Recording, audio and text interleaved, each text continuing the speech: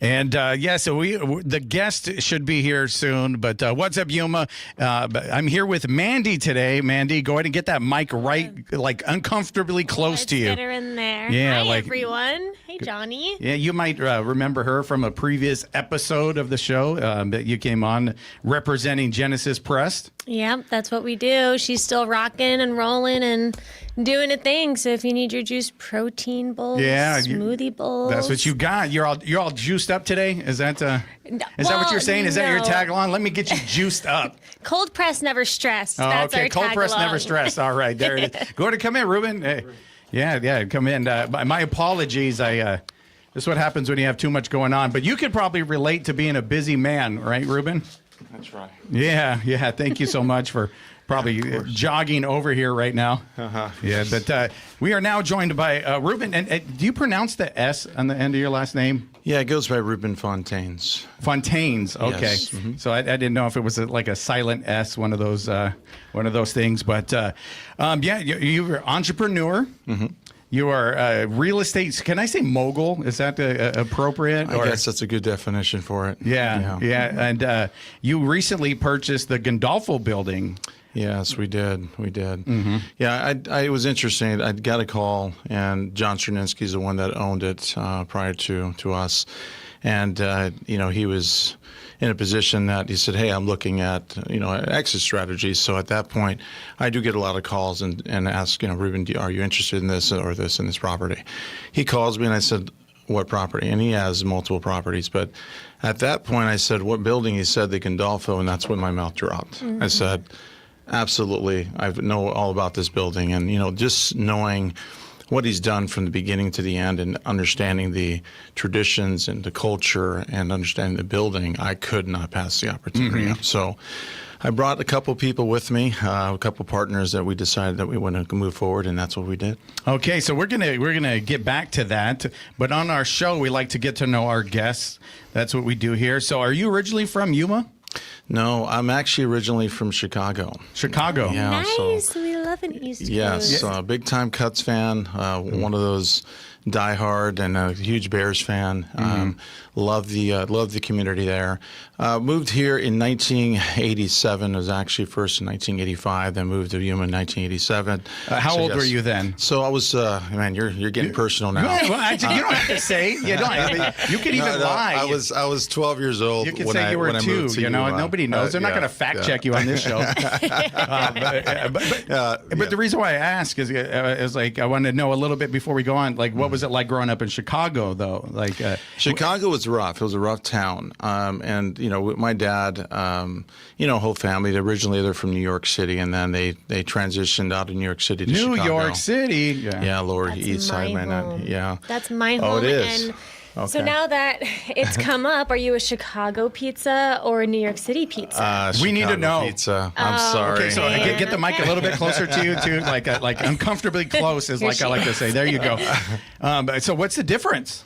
Between Chicago and New York pizza? Yes, I'm from Yuma. I could tell you maybe carne asada. This is going to be a debate, but this will be a fun debate. Yes, okay, Chicago pizza's it. deep dish. It's like a pie. You've got all your toppings and everything, but it's a thick piece versus New York City pizza, which is like more of a thin crust. You can fold it in half, eat it like an airplane. Okay. So I'm a New York City pizza lover. We know that. New York, and then you said what? So as Chicago says, they like them thick. That's exactly what it is. Oh, you like them thick? Yes, yeah. But not. Let's make sure it's not like that. I was thinking pizza. Pizza. Yes, pizza. But yes, it's an amazing, and the marinara sauce does change too. There's some ingredients that are a little different. Okay, and were you aware of this, like as a youngster at all, or no? Is this something later on you kind of? No, I mean later on. Obviously, later on, you get older, you realize there's some definitely differences between both. But yeah, for me, obviously when you grow up, it's something you kind of stick with it. Yeah, absolutely. Yeah. And yes, you're from New York, you said, right? I am. I'm from the Bronx originally. So yeah, of course. Okay. You like that. You don't like them thick. No, I love a thin pizza. You like them thin. All right. But so you said growing up a little rough, or it was rough community, and knowing that when you're in a community like that, what you're surrounded with is what you become. So my parents. That is so true. And what my parents did to make that decision. And so my dad's brother lived in Phoenix, and we ended up traveling to Phoenix to visit, and then come to realize that he had actually loved the city.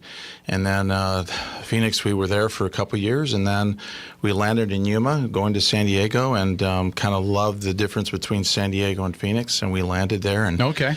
Can I ask what your parents did for a living? Yeah, so my dad worked for Standard Oil in Chicago, so actually between Gary and Hammond in East Chicago, Indiana. And so he was engineer for them. And then thereafter, he decided that he wanted to change career paths and became a minister.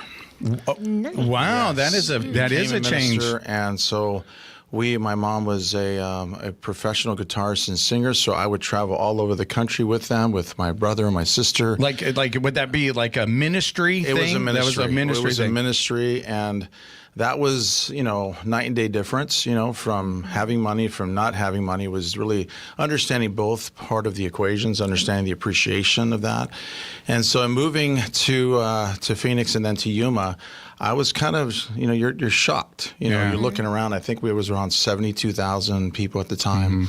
And was not happy with the move. But it was the best thing that ever happened to our family, because Yuma has given so much back to us, and building generational wealth, those things. But beyond that, I went to Woodard Junior High, and then I went to Yuma High. I was a criminal. Okay. And I went to Arizona Western to give an opportunity to play baseball for them. Oh, right on. And it was actually John Stratton was a head coach, Alan Manifold the assistant coach. So love Arizona Western College, as they call it, Taco Tech, back in the day. Back in the day, there was actual Taco Tech back in the day.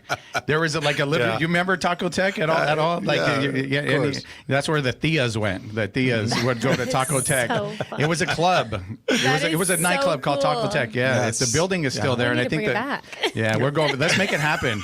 She's a former raver, so I she. am a little rave background. Okay, So we could probably bring that back. But they called AWC Taco Tech, really? They did. Oh wow, They did. that's interesting. It was something that they kind of made fun of, and a lot of kids coming out of high school didn't want to go to Arizona Western College, and now it's become an amazing, not only a community, but from NAU and all the office instruction, and then you see a lot of these athletes coming in.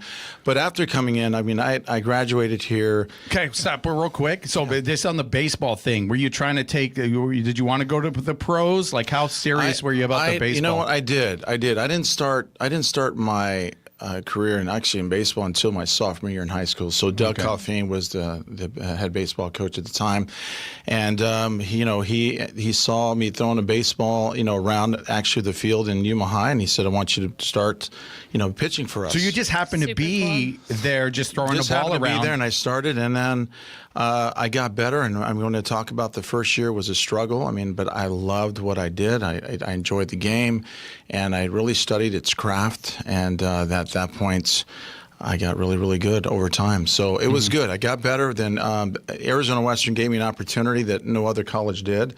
And so I was able to get my degree there, and they're actually here at Arizona Western.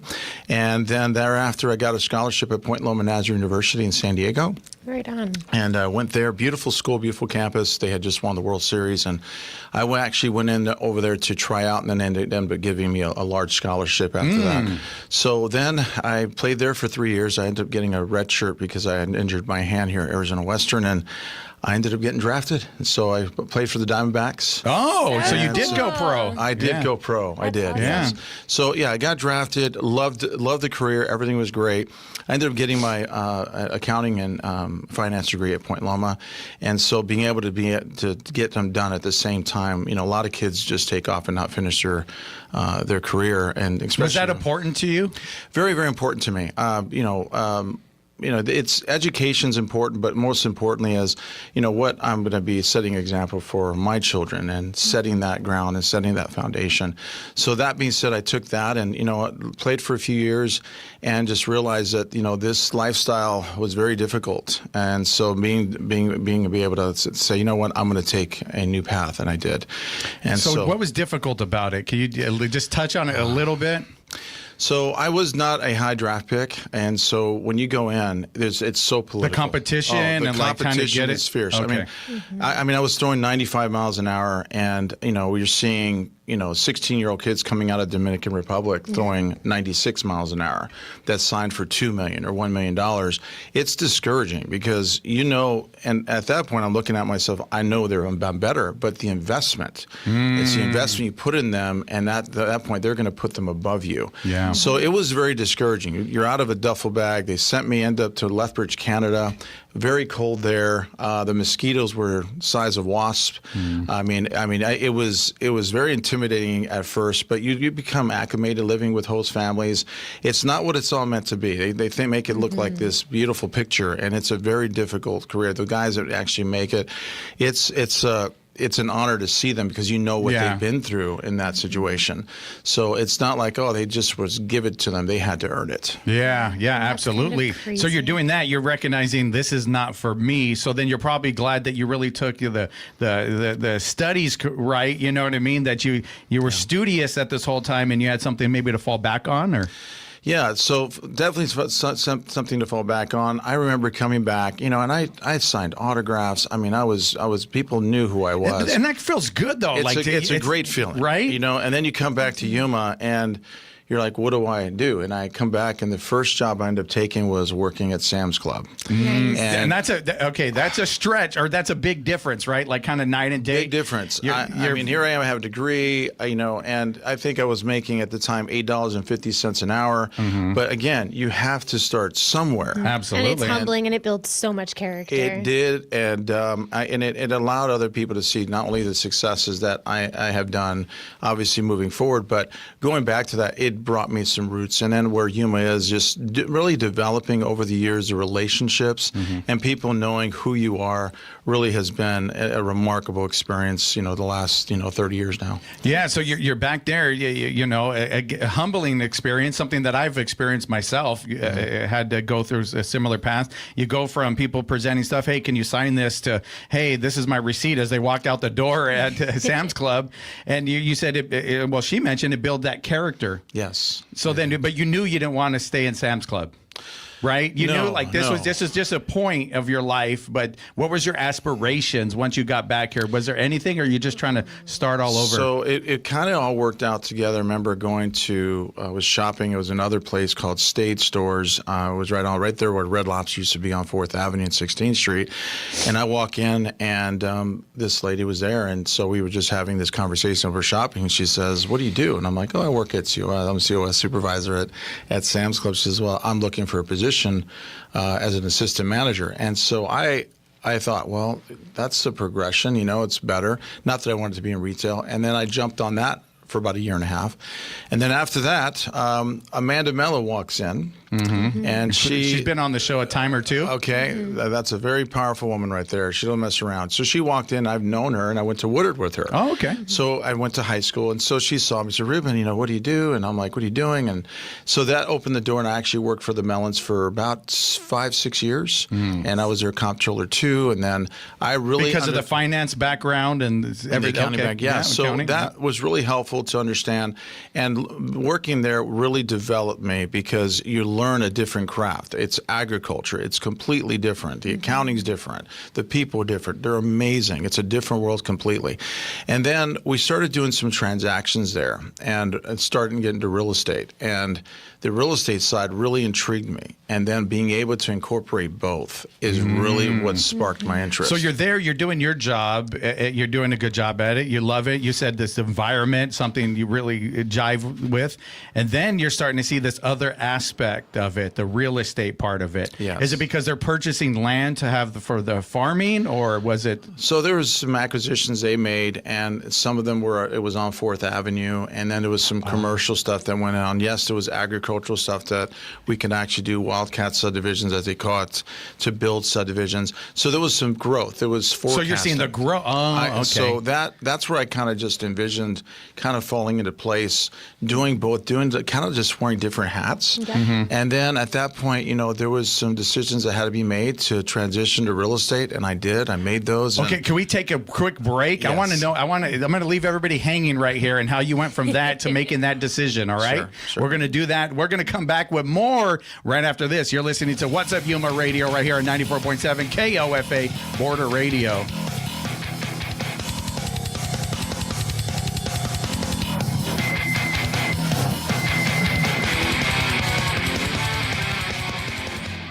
There is so much advice about decluttering, like the Marie Kondo method, where you ask yourself, does this item spark joy? Well, donating a vehicle that you don't need anymore to KAWC and Border Radio is an easy way to help us bring you the programs that bring you joy. And it's a great way to declutter. Learn more at kawc.org/cars. You are tuned to 94.7 FM KOFA Border Radio. I'm Cecilia Holland-Braithwaite from the KAWC Newsroom. The sun will come out in Yuma as the afternoon high nears 88 degrees. Winds are out of the southwest at 5 to 10 miles per hour. Clear skies tonight with a low around 57 degrees. Do you know a student looking to dive into the world of media and journalism? They can join the KAWC Student Newsroom. Applications are being accepted through May 1st. For more information and to apply, you can tell them go online to kawc.org. K-pop fans, it's time for some girl time, don't you think? Join me for the Girl Time Show with La Seraphim, aespa, Cat's Eye, and more. K-pop for Border airs on Wednesday at 7 p.m. on KOFA Radio. Stream the show on KWC's app or website, or follow K-pop for Border Facebook or Instagram.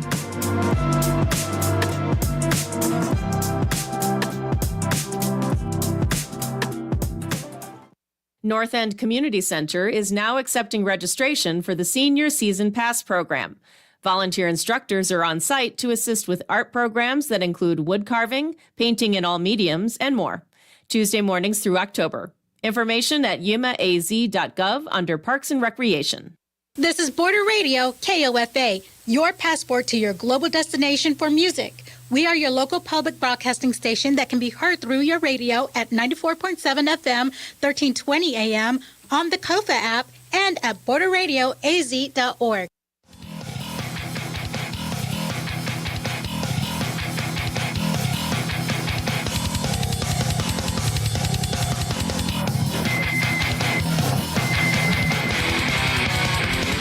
What's up, Yuma? Welcome back to What's Up, Yuma Radio. We are here with Ruben Fontanes, and we left the story at the point where he's going to make this transition. He's at a good place, but then real estate, this thing keeps popping up, and he finds a connection with that. So how do you make that decision? And then we're going to get to where you're at now.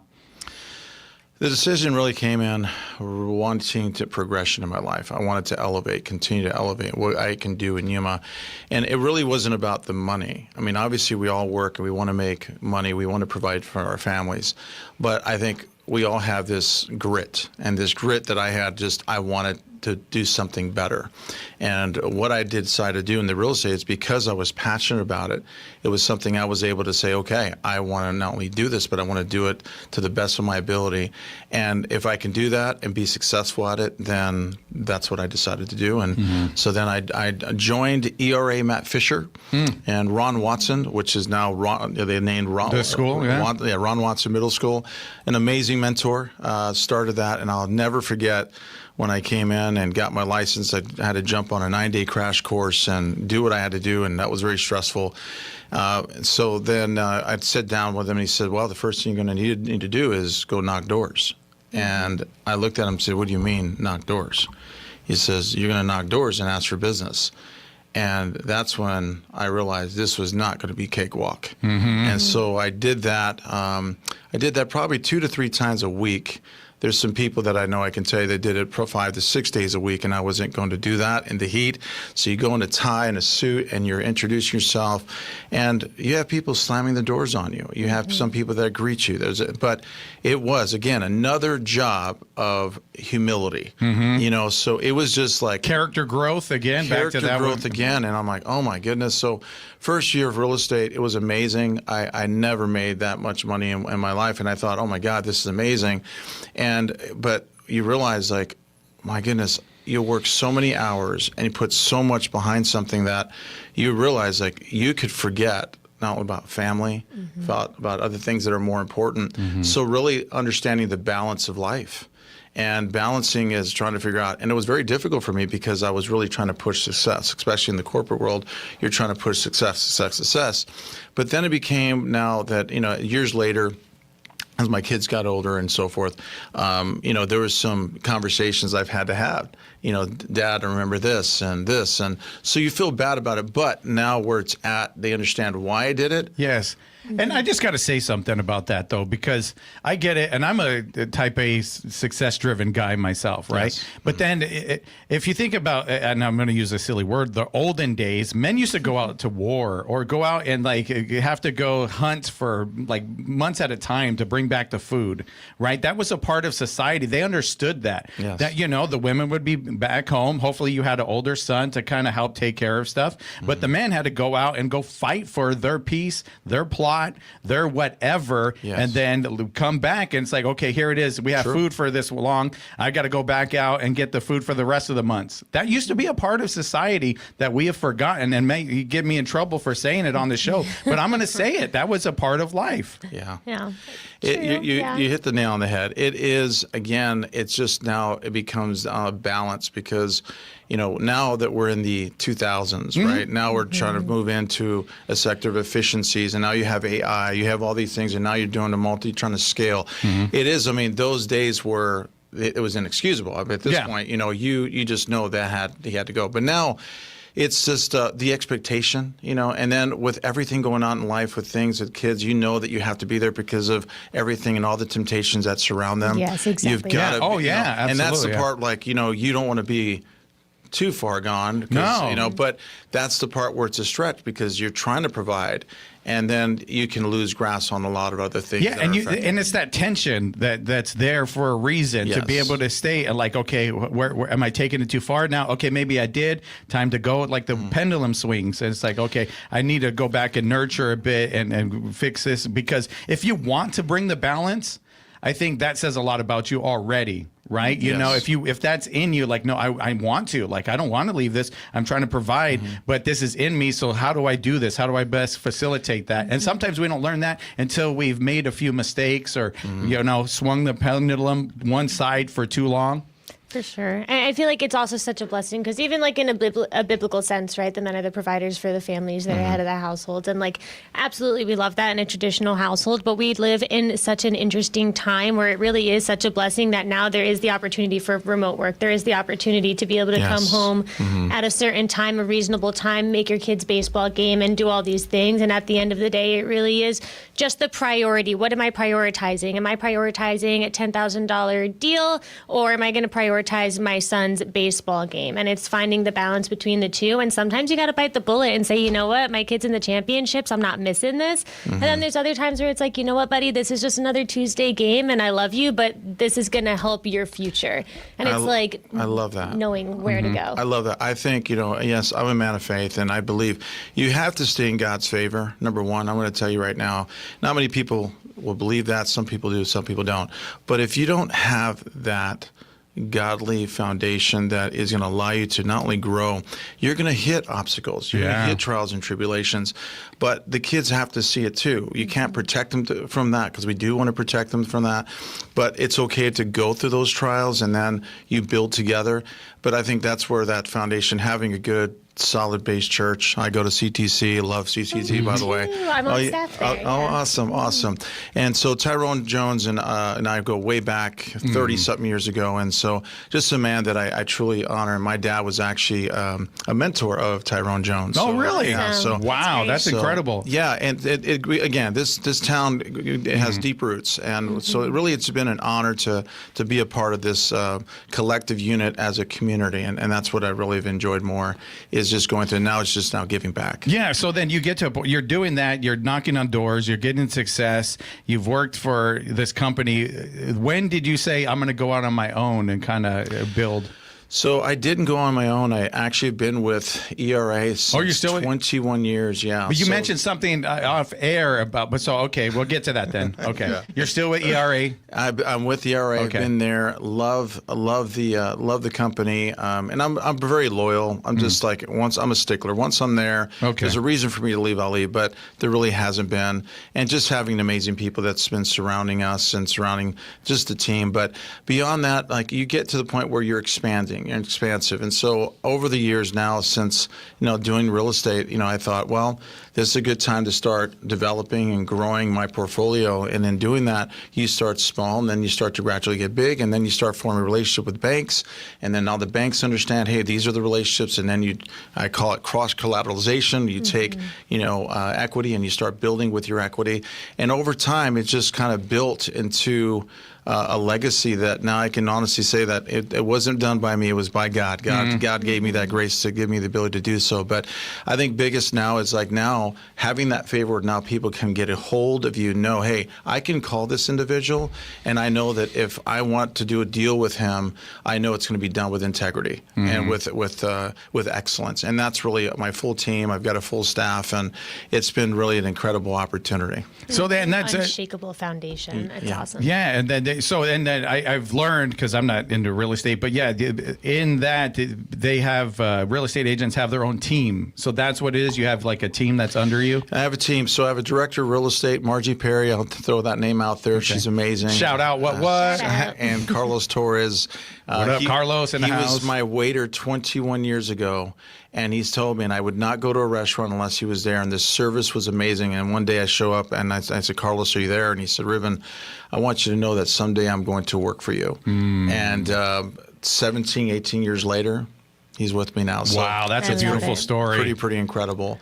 And so he has a success story on his own. But beyond that, again, we're truly blessed. So then can you say, we're going to get to the Gandolfo building here in a minute, but can you say what you're starting in San Diego? Are you allowed to say that, or is that off-air? So not just San Diego. I mean, I have properties here in San Diego as well. But what I'm doing is it's going to be Fontane's capital. Okay. And we're developing, and there's all these opportunities that come to me that now I'm able to bring investors together and then start building from that. So what we're doing is building what? Like, what do you build with investors? I'll give you an idea. I mean, you may find a property that has maybe a home on it that you can do a fourplex. Oh, so you build a fourplex, and then you make sure you build it, not only right the standards, making sure the return on investment, the cap rates are correct. You look at all those variables and making sure that the return on investment is good, and then you just jump on the next project and allow that money to grow for that individual, because a lot of people really don't know how to invest. And especially in Yuma, that's why even with, I believe in churches, is helping people understand how to build their wealth, because we're supposed to tithe, we do all those things, and and there's those blessings, but like now you have to educate yourself, prepare yourself for that next step, and how do I grow this to make sure that my family has that generational wealth. And that's huge. And I think about that every morning when I get up, is that generational wealth, something that I didn't come from at all, that I have to be the man in my house to be able to provide that for my kids. And that's why I work so hard at it. So you have that, and that sounds very interesting. I'm going to have to get you back on the show to talk about that. But then also the Gandolfo building. You had this opportunity. That's how we started the show. And now you have it. What are your plans, or what's your vision for this place, this landmark, this historic landmark in Yuma? And this is this big, beautiful green building that's downtown. So it's a North End Coffee red House. brick building. It has green tones to it, yes. Gorgeous. And so it sits on, it's 20,000 square feet. We have 22 tenants, and it's fully occupied. So John Cherninsky, which is Sternco Engineering, he's in there as well, and that was the previous owner. But we are now, what we want to do is amazing things like the Gandolfo market. We want to bring the community together, people that, it could be the Gandolfo market for produce, it could be the Gandolfo market for artistry. And we want to have that, provide that to bring the community together, because, Main Street has those events, but we want to have it consistently. So then we want to, then on the rooftop, people really don't realize this, is that is a dance hall up there. So we do want to have an elevator installed, bring that up there, and have quinceañeras, weddings, corporate events. Stunning. And so that is the raves vision. for Mandy. Raves for Mandy. So that is really the vision, and really just bringing some promenades to the building. And we have some great tenants, and just making it already a first class, but just kind of just at that point where John passed the baton to me, I want to make sure that I'm honoring that. and doing an amazing job with the team that I have. Yeah, absolutely. That's And if awesome. somebody hasn't been in, it's really cool when you get in there and like John had his side. So I was in there. I had media managed my company. We were on the bottom floor, the other one, not the one where the coffee shop is, but the one on the opposite side. We were in there. We were also in the suite up top where the windows are. executive suites, Executive yes, suite. yeah. So that's where me and the other executives from the company were all up there. Yes. And everybody was working downstairs. And then we also worked in tandem with Limelight Creative, which is Susan's old company, Susan and Kristen. They had a company there. And so we were all a that's bunch of right. creatives in that building, and we all gelled with each other, and we kind of did a lot of cool creative stuff, which felt good, I have to say, in a building like that. Yes. If that makes sense. Yes. Like I don't Yes, if it's you're a a beautiful creative building. person, like, Yes. and to have that, it's like there's something electric about it. Yes. There's something about it being It's in that there. like downtown feeling. It's that feeling. It's like that big city feeling in a small town, and like I love Yes. that. That's why people love downtown. That strip is so wonderful with the Gandolfo building. It's. I got my facials there. And you know, I didn't really go to North End Coffee Shop very much, but you know, and I had other places I went to because that wasn't really my direction. But if you want some good coffee, go to North End Coffee Shop at the Gandolfo. Delilah is the one that runs that and owns that. But she's doing a remarkable job, so shout out to North End Coffee Shop. So I just want to say before we go, I helped manifest that coffee shop. But here's the thing about it. So we would be there, we'd be working, right? Yeah. And then I was like, oh, I'd really love a coffee shop right here. That would be so perfect for a coffee shop. We would say that, me, Cody, and Carson, and Alysia, and we were all like, that would be perfect. But by the time we ended the business, at the time, Underhill Transfer was there. Clint was over there. He rented that place. Oh, I didn't know that. Yeah, so Clint was over there, and it's like, Clint, you got to go. We need a coffee shop here, right? But by the time we ended the business, we're gone. A coffee shop opens. Yeah. Yeah, it was like, there it is the whole time. I swear to you, that's a true story. Wow. We would think about it, and we believed like in manifesting and praying and all that stuff, and it was like, and there it is. So you guys here thank us for that happening. But Hey, no. they have a honey lavender latte that is. Delicious or what? No, it's a cool Delicious. spot. Yeah, I know the previous owners and Julie and stuff, and they're great people. I think they're in San Diego now, but we are running out of time. Apologies for mixing up the times today. Thank you for being so gracious with me. I really appreciate it. Definitely want to get you back on though and talk more about everything that you have going on, and I really, really appreciate it. And after this, we have some more faith. It's like the faith episode. There's a barbecue that's happening, Smoke and Fire, and they're going to raise money for Crossroad Missions and a few other places. We're going to find about that next. You're listening to What's Up Yuma Radio right here on 94.7 KOFA Border Radio.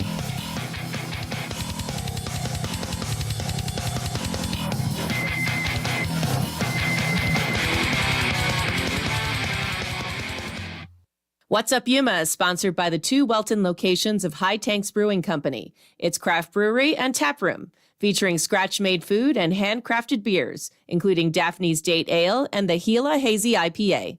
Also, live music and experiences such as farm tours and glamping are available. More at hightanks.com.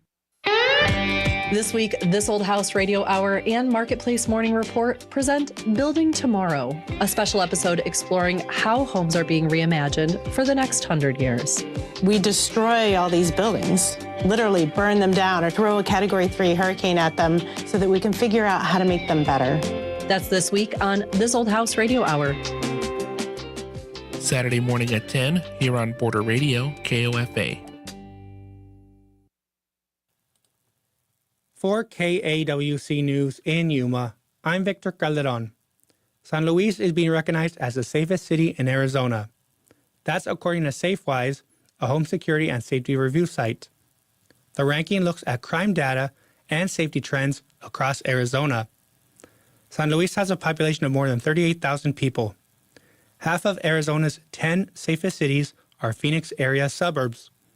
San Luis is the only border community to make the list. San Luis Police Lieutenant Emmanuel Botello discussed the ranking on What's Up Yuma on our sister station, KOFA Border Radio. I know that they use FBI statistics, and basically, well, number one, we're really honored and we're really happy to hear that. It's not easy, especially when we just talked about the shortages in manpower, the challenges, yes. the challenges that we are facing on a daily basis. For KAWC News in Yuma, I'm Victor Calderon. I'm Public Radio Runner.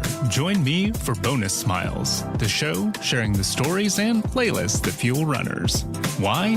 Because the rando cheering you on at a mile 77 aid station is the same kind of person who supports local public radio. Join us every Saturday at 5 a.m. on KOFA at 94.7 FM for stories that soothe and jams that power long runs. KAWC and Border Radio are sponsors of the Village Jazz Series, with concerts every Thursday evening from 6 to 8 at Yuma Palms Regional Center. This week, San Diego's Danny Green Trio performs contemporary jazz known for its expressive, piano-driven style. Guests should bring their own seating. Details under Village Jazz at yumajazz.com. Turn on Border Radio KOFA 94.7 FM and cross musical borders every day. From new indie discoveries to timeless classics, listener-supported Border Radio brings you music you won't hear anywhere else. Live, local, and online at borderradioaz.org and on the KOFA app.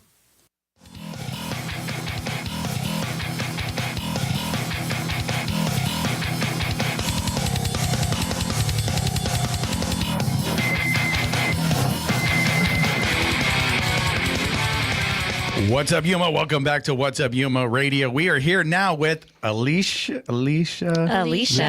Okay, I got that. And then Schweda. Schweda. You got it. Okay, there we go. That's good. No, not we were going to Alicia Keys, but she does play the keys, right? You do. I do. Play the keys. Yeah, you play the keys, so that's pretty cool.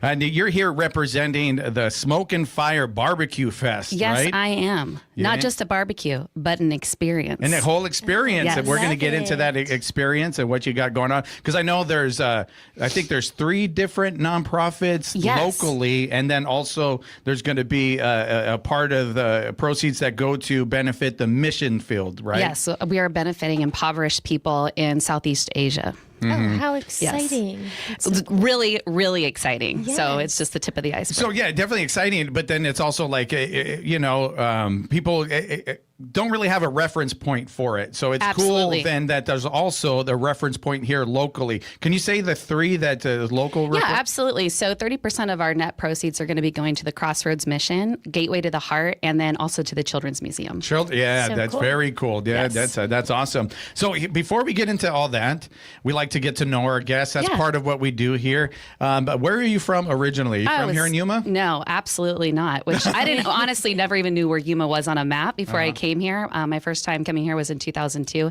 I was born in San Diego. My dad worked for the airline, so we ended up out in North Carolina. Okay, so you're born in San Diego, but didn't spend too much time there? About 8 years. We moved when I was 8, and then we moved out to North Carolina and was there for about 11 years. So you had 8 years of beautiful weather. I know, beautiful. And then what was it like on the other side? Green. It was green. It was green, and but humid, probably. But weather, but with all the seasons. You're like, but weather. Weather, like we had snow and we had changing of the leaves. An East Coast fall does not fail. Oh, it's beautiful, and the blooming of the flowers at the springtime is. Now you guys are just bragging over there. Like, a little bit. We don't have none of that. But it was. How long did you spend over there? I was there until I was about 19, and then a friend of mine ended up out here with the Marine Corps, and he invited me to come to the Marine Corps ball, and that's how I got to Yuma. So wait a minute. That is a fun story. He's just a buddy of mine. He was just a friend. Yeah, just a buddy of mine. And I had flight benefits because my dad worked for the airline. So cool. Jumped on, I think, 3 planes to get here.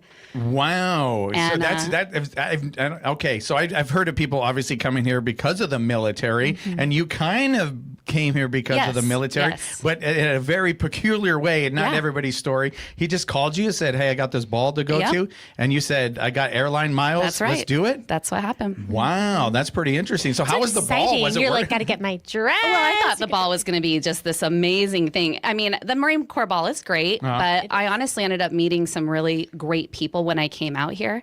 And then I just felt, I don't know how else to say it except called. To come here.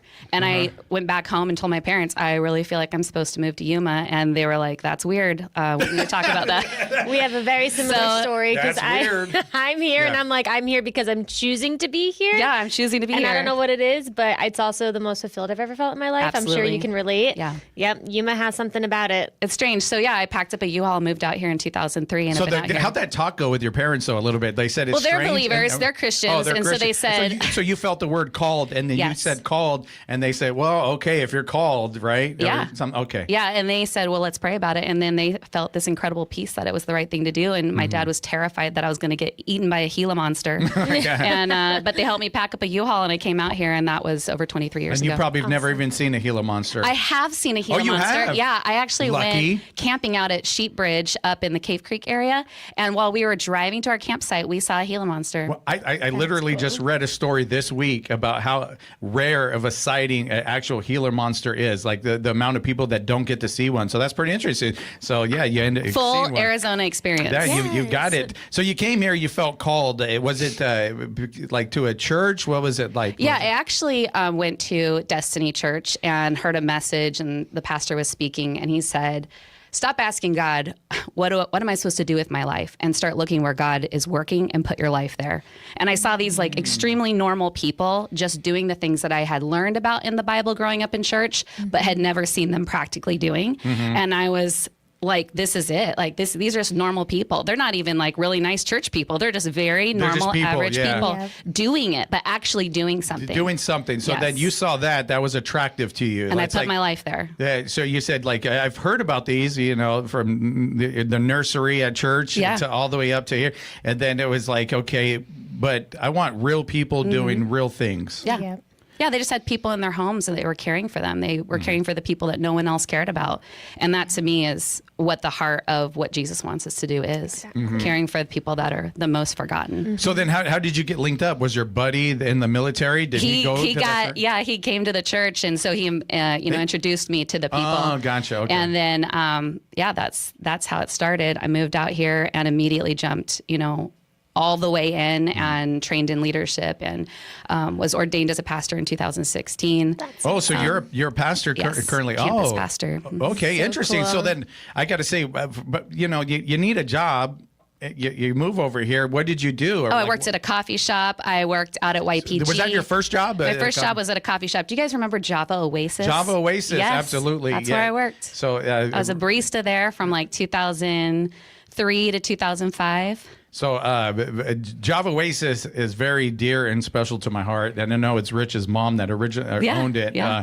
Rich is your pastor. Yes. But so I just got to tell this quick story real quick, if you could oblige.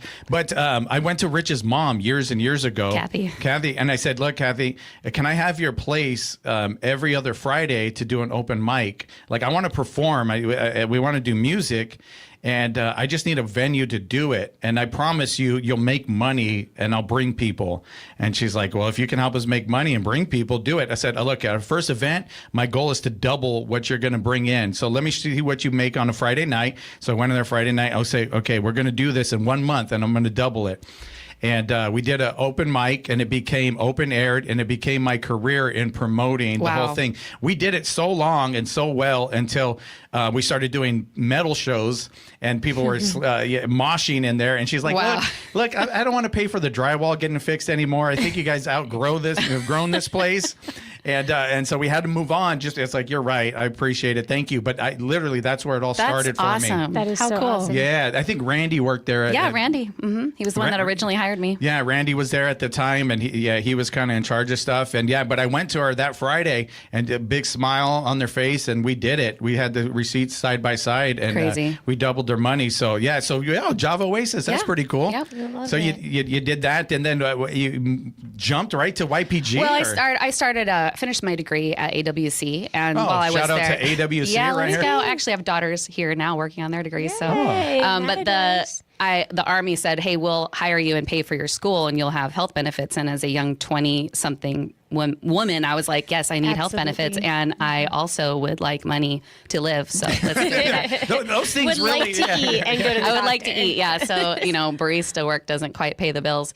But anyway, I worked at YPG for a while. And then I got married, and I've been married since 2005. So I had our 20-year anniversary this year. Yeah, congrats. And Was he military? Or? He was military. In fact, the same friend that invited me invited him to church. He did not grow up in church at all, and had a radical conversion experience, and great man. And he was Marine Corps. He is civilian side now, but he works DOD. He's a K-9 officer. Oh, wow. Very cool. So we're going to take a quick break right now, and we're going to come back, and we're going to talk a little bit about the fest and what you guys are up to at the church. Yeah. All right. We're going to do that right after this. You're listening to What's Up Yuma Radio right here on 94.7 KOFA Border Radio.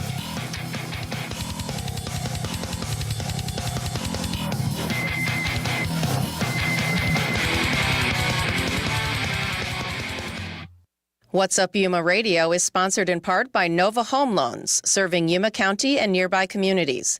Nova Home Loans offers residential lending services, including home loans and refinancing. They are also proud supporters of local community efforts and organizations. More information is available at novahomeloansyuma.com. The weather forecast for Quartzsite, Parker, and Yuma shows just another day or two of near and below normal temperatures. We expect an afternoon high today of 88 degrees, winds out of the southwest at 5 to 15 miles per hour. Clear skies tonight with a low around 57 degrees. I'm Maria Hinojosa. Next time on Latino USA, a conversation with the co-creators and stars of the hit off-Broadway musical Mexodus, Nigel D. Robinson and Brian Quijada. We go deep into the history of the Underground Railroad south to Mexico, and we talk about what their musical can teach us about cross-racial and cross-border solidarity. That's next time on Latino USA. Sunday mornings at 10 a.m. on KOFA Border Radio 94.7 FM. Tom Hacksaw Colson had a 2008 Ford Escape Hybrid that lived a previous life working in photo radar. After using it for years car camping, Tom's car died right outside of Parker. Rather than tow it, Tom donated the car to Border Radio. If you'd like to donate your vehicle, running or not, visit borderradioaz.org/cars. Why is music an important part of your life? For many of us, music lets us see the world from someone else's perspective. We can find community in hearing someone else's joy, sorrow, or hope expressed in song or melody. KOFA Border Radio is your local, non-commercial source for great music.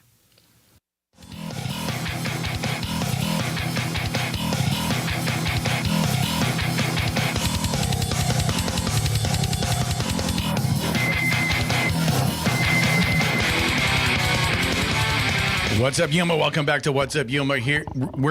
We are here with Alysia. We're talking about the Smoke and Fire Fest. It's a barbecue, and there's also going to be some music. We're going to get to a little bit more about that. But before we do, so are you still at YPG? Or? No. I work full time for the church now. I'm the kind of director of operations, community relation for our campus here in Yuma and our campus in Chandler.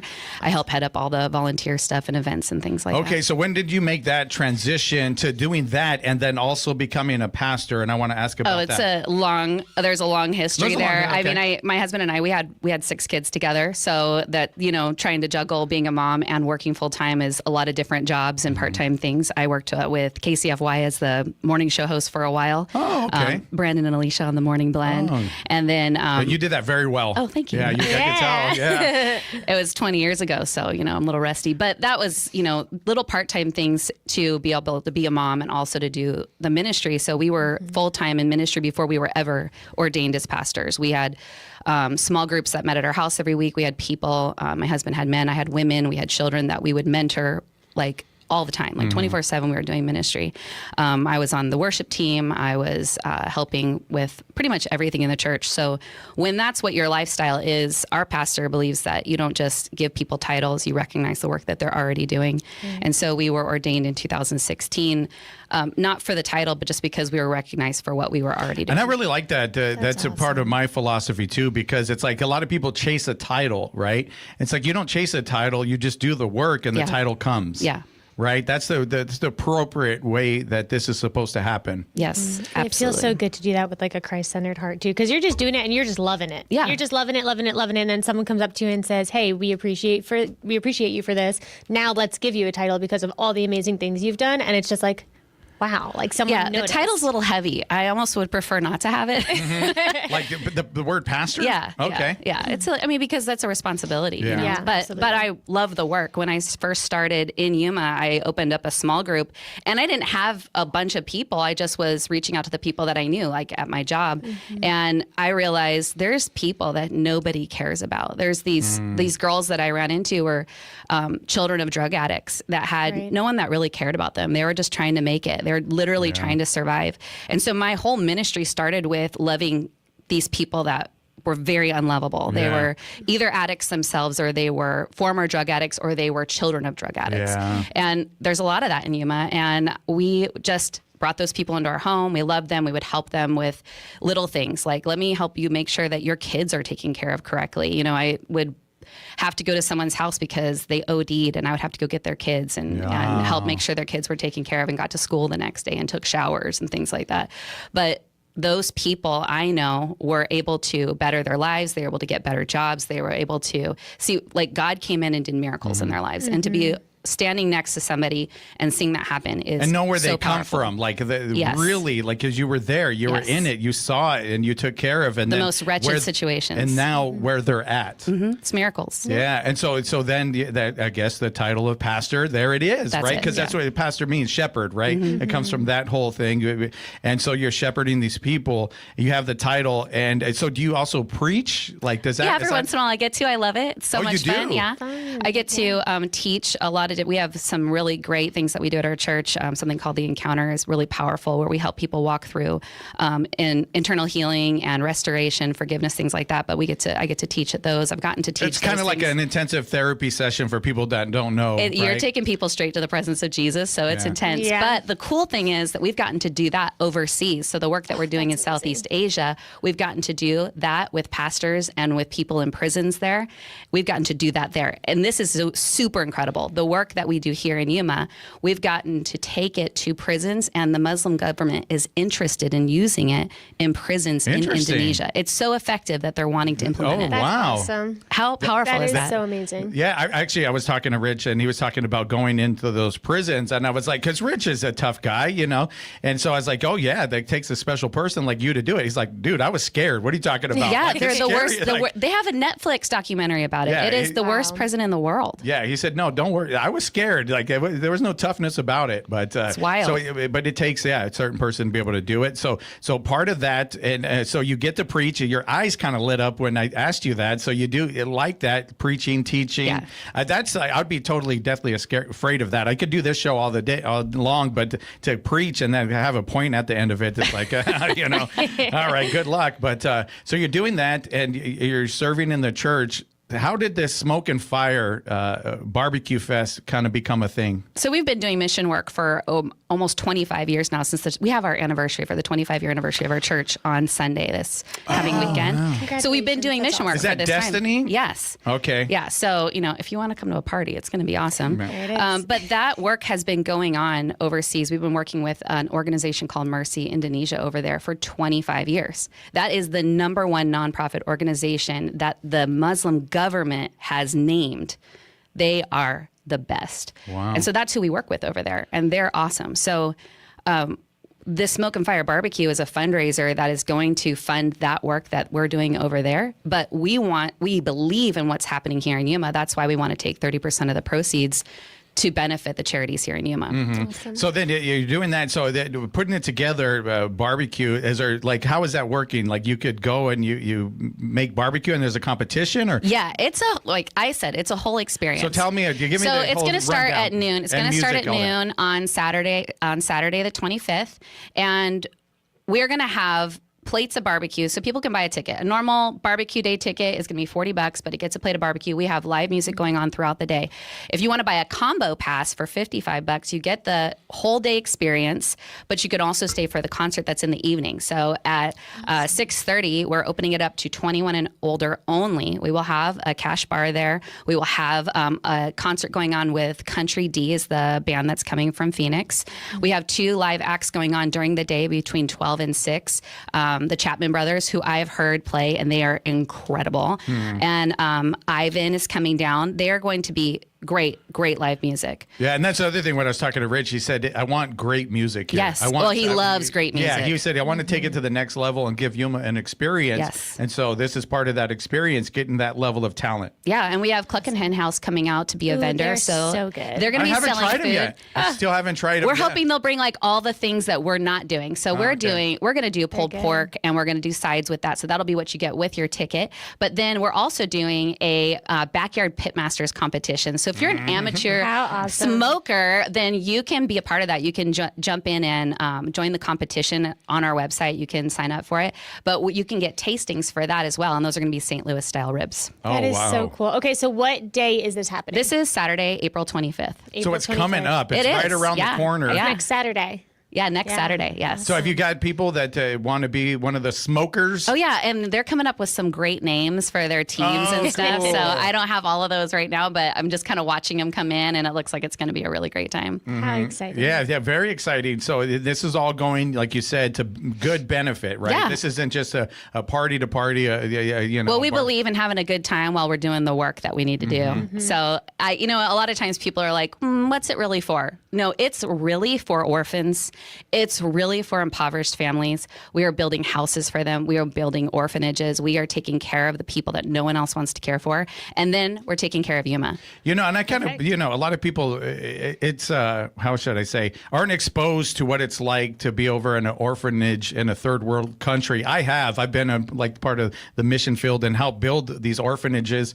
And you're seeing the kids that are a part of it, like abandoned kids that don't know who their parents are, nothing. And the resources are so, scarce over there. The government can't take care of them. Yeah, they can't. Like with all the stuff that we have here, and so it takes a organization outside of that to say we're going to be excited about somebody way over there on the other side of the world. It is so hard to connect your heart with something over there. That's why the best way you can connect your heart with it is connecting your money with it. Because where your money is, your heart will go. That is true. And it kind of goes to Taco Bell right now. But I'm trying to change that, and then I'll do that. But no, very, very cool. What band are you excited for? So we have Country D coming for the evening portion. And I don't know, do you guys like doing two-step or line dancing? I love a good line dance. I've never done it, so I just started going to maybe Whiskey. I'll do it at this one, but Time to dust off the boots, Johnny. We're going line dancing. I started going to Whiskey Road probably about a year and a half ago and learned how to two-step with my husband. So I'm excited. I love two-stepping. I'm not great at line dancing. I have a really hard time following instructions. Well, very cool. I can catch a beat. Yeah, I might do it. I might. I don't have any Western boots, but I have some Red Wings and maybe go That's out there. good enough. That's Good good enough. Yeah. That's Close enough. appropriate. Yeah. I'll do that. So tell everybody where they could get tickets. And Okay, find you out need to more. go to smokeandfire.org. Perfect. Smokeandfire.org and our Facebook page, Smoke and Fire. Yeah, it's something like that. Smoke and Fire Barbecue Fest. It's Smoke and Fire Barbecue Okay. Fest. You can find us on Facebook, and we're also on Instagram, Smoke and Fire Yuma. Thank you so much for being with us. And so I remember Destiny back when it was Fusion. Yeah, that's old school. Yeah, so if anybody remembers that name, Fusion over there behind Community Christian Church. But anyway, thank you so much Thank for you being guys with so us. much for I having really, me. really appreciate it, and I look forward to your event. And with that, it's time to read, and we're going to see if we can do it. All right, Mandy? Let's see what we can do. All right. What's Up Yuma Radio is a production of KAWC, Colorado River Public Media. We broadcast from the studios in the Matador Activity Center at Arizona Western College in Yuma. We want to thank our engineer, Talon Gonzalez, along with Anthony Arnales, Juan Garcia, Dave Reek, and Cecilia. Yeah, and you can find out more about KOF at the borderradioaz.org and on the KOFA app. Stay tuned for KOFA's midday music. And on tomorrow's program, we're going to have Joe Figueroa. They got a show and shine happening this weekend. Find out more about that. You can listen to the podcast version of our program and check out past episodes at any time, kawc.org/podcast/What's Up Yuma Radio. And if you want to get on the show, make sure you visit whatsupyuma.biz. That's whatsupyuma.biz. Hit that radio link and the way to book. It's right there on the radio link. It's very easy. Go do it and get on the show. It's a fun time, right, guys? I think we had a great time. All Love right. to chat. See you guys tomorrow. What's Up Yuma is sponsored by High Tanks Brewing Company, serving up scratch-made food, craft beers, and experiences at 2 desert locations in Welton. More at hightanks.com. Thanks for listening to KOFA Yuma, whether it is on the radio at 94.7